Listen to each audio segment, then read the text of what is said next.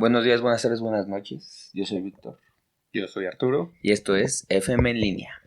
Comenzamos. Comenzamos. ¿De hoy de qué vamos a hablar, Arturo? Hoy mencionaremos uno de los mejores sitcoms de la historia. ¿Dirías que es de los mejores? Probablemente sí, para los que nacimos en los 80s, 90s. ¿Qué es? Dinosaurios. Dinosaurios. Sitcom prehistórico. Dinosaurios. No sé si la mayoría lo hayan conocido, pero es una sitcom de formato como botargas, podrías decir. Como botargas. Botargas de dinosaurios, que se supone que estaban como que en su día a día o como que en su vida normal estilo Simpson, familia Simpson. La vida cotidiana en la prehistoria, ¿no? Correcto. Y bueno, este sitcom hablaba de una familia que está compuesta por un papá que es como trabajador clase media baja, dirías, como ¿Qué? Clase mediero o clase Pues, baja, como obrero. Media obrero. Un tumbador de árboles que era él. La mamá, no me acuerdo cómo se llamaba. Fran. Fran, sí. Y era, según yo, ama de casa. Ama de casa, nada más. Y 3 hijos. Bueno, nada más. Nada más y en la prehistoria. Y en la prehistoria. Sin nada de tecnología. Eran 3 hijos, ajá. Que era Robbie, el que hijo era como mayor. el hijo mayor rebelde, como que siempre cuestionando todo. La hija de en medio, que era... ¿cómo se llamaba la hija del medio? Creo que se llamaba... A ver, ahorita vemos. Muy buen punto. ¿Cómo se llamaba? Janine, no. No era como Debbie, no. Charlene, cierto. Charlene se llamaba, bueno, se llama. Y el bebé consentido, y ¿no? el bebé, que era el nene hecho, consentido. El primer episodio sale el huevo. ¿Cómo es como nace, no? La historia de cómo nace el hijo más chico, ¿no? Y que el padre no sabía. Entonces llega del trabajo y la sorpresa es, hay un huevo, y acercan el foco y ve que por dentro hay una criatura y nace. Sí. Y bueno, se supone que toda la sitcom se basa en como temas, como podría decir reflexivos o... Pues como este formato de hay una historia, un problema y al final hay como una moraleja, ¿no? Trata un tema... Pero normalmente son como temas actuales, podríamos decir como... Yo diría universales, ¿no? No. Es que, bueno, no sé, ¿tú qué dirías que es un tema universal? O sea, porque un tema universal puede ser, no sé... Digo, tenía arquetipos, los personajes, y me refiero a universales en cuanto son recurrentes de los 90 para acá. A lo mejor hace 100 años no eran universales, pero del siglo, mediados del siglo XX para acá, ajá. Es un problema. Sí, son temas de siglo XX. Y yo podría decir que todavía actuales, digo, ahorita ya estamos en el siglo XXI, aunque esta serie es del siglo XX, porque ya tiene como unos 20 años, 25 30, años. 94, 2014. Entonces sí, 30. Entonces, bueno, se basa como en estas situaciones de la vida diaria o de la vida cotidiana, en donde al final hay una moraleja o una guía, ¿no? Que nos proponen o nos sugieren que sí debemos de seguir como que algún camino. Ejemplo, tenemos varios, ¿no? Hay un capítulo en donde todos seguían con un libro, si no mal recuerdo, un pergamino o algo así como que les dicta qué decir. El símil sería la Biblia. Y al final, cuando ven que los preceptos que están siguiendo por el pergamino no les dan resultados, cada quien empieza a creer en una cosa diferente y pues, podemos hacer el símil como la libertad de creencias, ¿no? Claro. ¿Qué otro capítulo te acuerdas? Que también está como... Así que podríamos traer algo de la actualidad. Me acuerdo mucho el que encuentran una nueva hoja, que Robbie junto con un amigo encuentran una planta y se la empiezan a consumir y se ríen y están felices todo el tiempo. Como si fuera droga. Como si fuera droga. Y de hecho es de los primeros episodios que al inicio se lleva bien Robbie con Earl, con el padre, y es porque los dos están consumiendo. Están drogadísimos. Y vas viendo como a lo largo del episodio es recurrente que pareciera como, ya están como solucionando esos problemas, pero en realidad se están evadiendo. Nadie está lidiando con los problemas. De hecho, al final creo que tienen como que temas de la chamba de Earl o algo, o la escuela de Robbie. La escuela de Robbie, pierde el trabajo justo Earl. están haciendo como nada y se la pasan nada más consumiendo la planta, ¿no? Y te dejan además, antes de que termine el episodio, que Earl dice, ¿qué hacemos con la planta? Dicen, hay que destruirla. Y dice, no, será una muestra de nuestra voluntad. Y empieza a hablar. Y de repente Fran la está quemando y dice, bueno, por otro lado, siempre es bueno quitar la tentación. Igual que una droga, ¿no? Uh-huh. Que es alguien todavía que cree que lo superó y tiene que darse cuenta que pues, es un problema. O sí. Lo haces o no lo haces. Sí, correcto. Sí, correcto. ¿Otro episodio? Hay otro episodio. Bueno, iba a hablar del último episodio que está muy bueno, pero ese si lo dejamos para adelante. Para el final. Hay otro episodio en donde hay varios episodios que son como que de tradiciones, uh-huh. que tiene como que toda esta comunidad de dinosaurios, y hay uno en donde una de las tradiciones es el aullido ya cuando llegan a la mayoría a la luna, de edad, ¿no? Le tienen que aullar a la luna los machos, pero ya cuando llegan como que a cierta edad pueden hacer como un rito como el rito, por ejemplo, el bar mitzvah para los judíos, de iniciación a la vida adulta, ¿no? Los 15 años de las mujeres ahorita, ¿no? Porque es como un protocolo que todos tienen que seguir, además es una fiesta. Y como que es un honor, ¿no? Se supone que traen como que a la gente cercana de la persona que va a aullar y todo para hacer su primer aullido, que además posteriormente se supone que ya lo hacen como una especie de ritual con varios dinosaurios machos cada cierto tiempo. Incluso creo que está esto de que algunos dinosaurios más grandes le dicen, ¿no? A Robbie, me regalaron una pluma, ¿no? O algo sí, le dan como un regalo, aullido, como una primera comunión, como que te dan un regalo, ¿no? Y al principio, pues justamente Robbie empieza a cuestionar por qué tiene que hacer como protocolo. Que dice ritual, que es tonto, ¿no? Que es tonto y además no le sale el aullar a la luna. O sea, de hecho, él empieza a cuestionarlo, pero más por el tema de que como no le sale, se quiere zafar como que de la... que incluso le da pena, ¿no? Y otros se burlan de él. Correcto.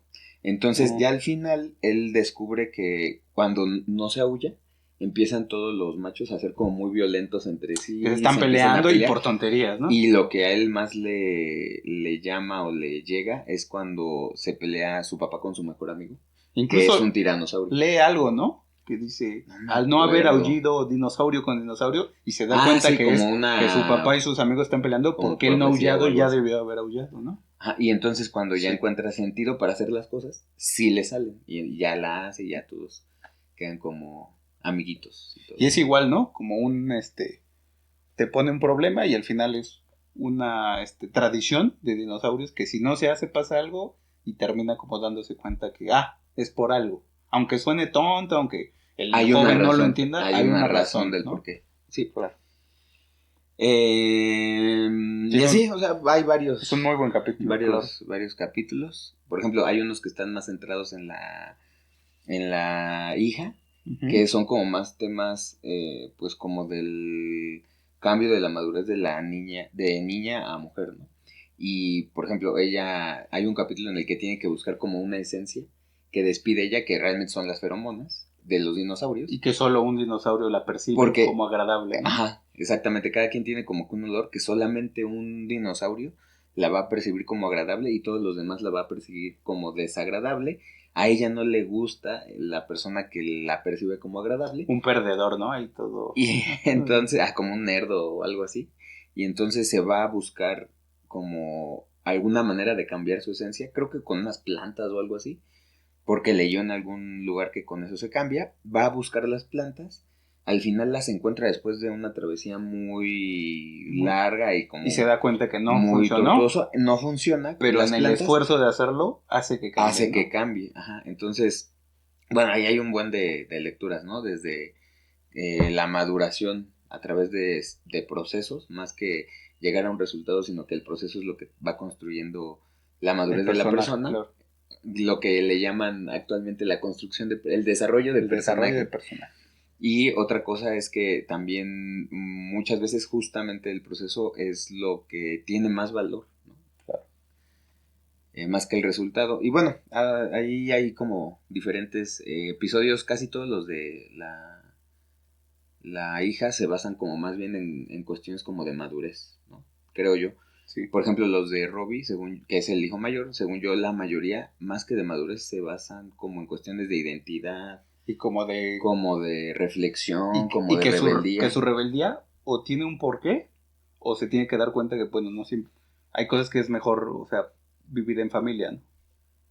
Más que en familia, yo digo que como que lo que él al principio cuestiona, se da cuenta que aunque, como lo que dijiste hace rato, aunque la razón es muy tonta, hay un muy porqué básica, de fondo que al principio no es capaz de verlo, ¿no? Correcto, el porqué ya de fondo, aunque no sea algo que a él le agrade, entiende que las cosas funcionan por algo y que las tiene que hacer aunque no le gusten, por ese algo que le va a ayudar a que él esté más a gusto con su vida, que muchas veces puede ser cuestiones familiares, cuestiones de amigos, cuestiones de como gustos, ¿no? Inclusive, como individuales.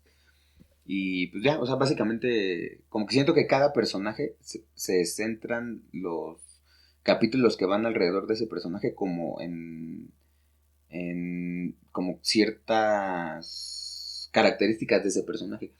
Por ejemplo, las que se basan en el papá son más como de resiliencia, de que a pesar de que... De todos los sacrificios que hace por la familia y que tiene todo el sacrificio. Un trabajo que no va a nada y que tira árboles todo el día. Que su vida también de repente la siente muy vacía, pero tiene que darlo todo por la familia y así, ¿no? Y bueno, no sé si quieras comentar del último capítulo justamente. El último capítulo debe de ser como de las series más negras, ¿no? Porque termina en que pues se extinguen los dinosaurios, pero no como sabemos hoy, que es con un asteroide, sino que es una decisión que toma Earl en la empresa que trabaja, que es deshacerse, si mal no recuerdo, como de una criatura que va a ser ¿no? de un animal pero que es como su ciclo de migración, y tratan de quitarlo y ocasiona algo, y es como una serie en cadena de acciones que van a tomar para erradicar, para mejorar, para hacer que llueva, y luego tapan todo, y es... como que toman una decisión para, en teoría, beneficiar a la sociedad, pero realmente beneficia solo a su empresa, y ese beneficio de su empresa lo que hace es que ocasiona un cataclismo en la Tierra. Y que tratan de una acción para tapar ese, y luego y se dan cuenta que todo hacen una bola de nieve que al final destruye la Tierra, y entonces pues al final de la serie pues ellos mueren, ¿no? Se extinguen. Que es más o menos como un invierno nuclear, ¿no? Ajá. Porque va a estar todo tapado, no va a haber sol, todas las plantas se van a morir, y si mal no recuerdo, el final de la serie es viendo al reportero de noticias que siempre aparece en su televisión. Siempre aparece iniciando, bueno, todas las episodios aparece como dando los buenos días, las noticias. Como si fuera el Ken Brockman de los dinosaurios. El Ken Brockman de los dinosaurios, y dice que el pronóstico del clima es terrible, y literalmente dice adiós, ¿no? Correcto. Y se acaba la serie. Que creo que no hay muchas series que así acaben en ese tono de negro y fin. ¿Te viene una a la mente? Sí, hay muchísimas series que yo siento que su final es como... ¿Pero de tajo? Porque yo conozco otras oscuras, pero te va explicando de a poquito. No oscuras, pero o sea, como que la mayoría yo creo, de las sitcom, ninguna tiene como un final feliz. No, ninguna tiene feliz. Pero esta es además de tajo, porque el último episodio... O sea, como que ya no puede haber nada más. El último episodio es en 2 partes, y un episodio anterior no lo veías venir por ningún lado. Sí. O sea, tienes razón, muchas acaban tristes y te da como ese pero todavía puede haber algo más. O puede haber una reunión. O que cada quien sigue su camino. Este es un corte y este es un corte para todo, porque justo, o sea, al final terminan extintos. Incluso creo que Earl le tiene que hablar al bebé y decirle que no va a haber futuro. Ajá. Y como que Robbie trata de, bueno, pero por lo menos juntos. En familia, ¿no? Y porque al final... Como que trata de no dejarte tan negativo. Ajá. Porque el mensaje de dinosaurios es la familia. Pero es seco, así. Se acabó. Sí. Y bueno, este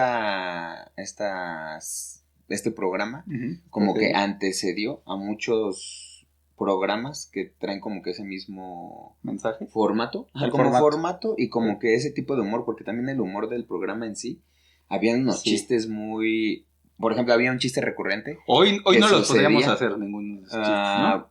Pues sí, no, habrían varios chistes que no se podrían hacer. Pero el que recuerda... O se podrían hacer, pero los funarían. Y matizaditos, ¿no? Así. Había un chiste recurrente, me acuerdo mucho, que en uno de los programas que veía al bebé. Que explotaba el que niño, explotaba ¿no? un niño. Era como un programa en De teoría ciencia, de ¿no? ciencia, o como educativo para el niño. Correcto. Pero que era un científico dinosaurio que tenía un asistente dinosaurio. Y que estaban haciendo Y que experimentos hacían cada experimentos, capítulo. y al final siempre se moría el asistente, que se llamaba Timmy, y entonces decían, necesitaremos otro Timmy. Y no veíamos, Nada más la explosión no, o lo que veíamos un paso de la explosión y luego veíamos a la cara del bebé que gritaba, dígalo, dígalo. Necesitaremos otro Timmy. Ajá. Sí, era un gran chiste. Entonces, pues sí, tenían como humor que no es un humor... Era sátira. Y un poco acidón, ¿no? Como un poco acidón. Y también decías tú bien que al iniciar estaba el reportero, pero también cada no sé cuántos episodios empezaba un antropólogo humano en la época actual y sacaba... Ay, no me acuerdo de eso. Bueno, yo me acuerdo al menos 3. Era un antropólogo que sacaba sus brochas y decía, encontramos el objeto que estamos estudiando, seguramente tenía un objetivo. Claro, o sea, como si ya fuera actual, pero todo fosilizado en piedra. Y entonces se iban al capítulo, ¿no? Y te ibas al capítulo. El flashback. Y por ejemplo, a veces decía, era una cosa cuadrada que no sabemos para qué fue, y era el televisor de los dinosaurios. Sí. Había algo que era también cuadrada, y era la lavaplatos, pero no lo que quedó de la lavaplatos, y era un humano, justo para regresar a la época de la prehistoria. De hecho, era un humor sobre ellos mismos. De hecho, me acuerdo también que habían unos episodios en donde había humanos como cavernícolas y que justo los dinosaurios eran como de, estas criaturas que no entienden nada y sí, los bichos raros que se morirán y resulta que no. Sí. Sí, tenía un humor muy particular y pues, autorreferencial inclusive, yo creería, en cuanto a que cosas que pasan en la actualidad hacían el símil exacto justo hacia atrás, por como eso digo, los picapiedra. Por eso diría yo historias universales, claro. Ahorita tú dices, no, pero eran actuales. Bueno, siempre las historias universales, tú ves el símil en tu época, con tus gustos, con lo que vives, pero era lo que tú dices, haciendo referencia a ellos mismos. Cada episodio se repetía. Y pues bueno, ¿qué más podemos decir de esta serie? Pues que yo creo que a la fecha sigue como resonando en los que nacimos de 80s a 90s. Siguen habiendo, de vez en cuando aparece un meme, de vez en cuando alguien se acuerda.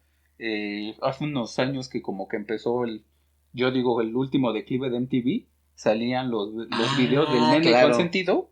Para los que no lo vieron, el nene consentido tomaba la referencia de MTV con DTV, de Dinosaur TV, y tenía su propia canción. De hecho, tenía su propia canción y normalmente venía como con un top de no sé cuántas canciones. Y salía y eran varios dinosaurios rockeros. Como formato videoclip, tenía el nombre del artista, la canción. De hecho, hasta donde me acuerdo, fue como que de las ¿Fue un series hit? En México tuvo un hit. Que tenían su propio disco. De hecho, me acuerdo cuando íbamos al Burger Boy. Si ibas a un restaurante de cadena, habían rocolas. En la rocola. Tú ponías una moneda. Y escogías una canción. El CD y estaba la del nene consentido. La canción del nene consentido. En el 98, a lo mejor. 97. Fuimos a un Burger King. Fuimos a un Burger Boy. Era Burger Boy. Y metías 2 o 5 pesos y te daba 1 o 2 canciones para seleccionar. Sí. Y era el huevo y el nene consentido que decía... Soy el nene consentido, suavecito y abrazable. Sí, estaba chida la canción. Cosa que ahorita, pues, si tú dices que serie tiene su canción y la gente la pone, generalmente ahora toman canciones retro. Correcto. Sí, el soundtrack normalmente de las series es de otras cosas que lo adaptan. O es puramente sonoro. ¿Y quién va a saber que es canción de nadie? Sí. Eso es algo muy distinto. La verdad es que ya tampoco yo actualmente no veo tantas por ejemplo, series así de si tú buscas Breaking Bad o Better Call Saul, que son dramas, hay canciones que sí fueron hechas para esa serie o que ya existían, pero son puramente sonoras. Nadie dice, por ejemplo, esa sonó por ejemplo, en comedia, el How I Met Your Mother usa... Sí tiene sus propias canciones. Sí. Y las pero las también canta tiene... Dewey Hauser, Barney Stinson. El actor, ¿no? Dewey Hauser. Patrick, no sé qué, Neil Harris o algo así, ¿no? Neil Patrick Harris, ¿no? Neil Patrick Harris. Sí, pero también usa una que otra conocida, ¿no? O sea, sí usan varias conocidas. En el bar. Ajá, pero, o que él está cantando, o que él está cantando clásicos, ¿no? Tipo de los 90s, 80s. Eso me refiero. Pero además tienen sus propias canciones del programa. Pero no son recurrentes. No, pero dime solo una. Es para un capítulo. Dime una. Y por ejemplo, esta que decimos, eran varios capítulos. Sí, pero dime una que haya sido un hit. Bueno, sí.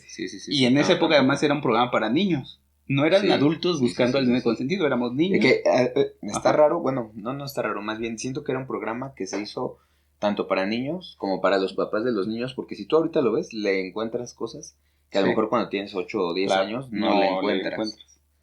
¿No? Sí, correcto. Qué buena serie, ¿no? ¿Qué más? Súper buena serie. Yo digo que es de las mejorcitas series de esos tiempos.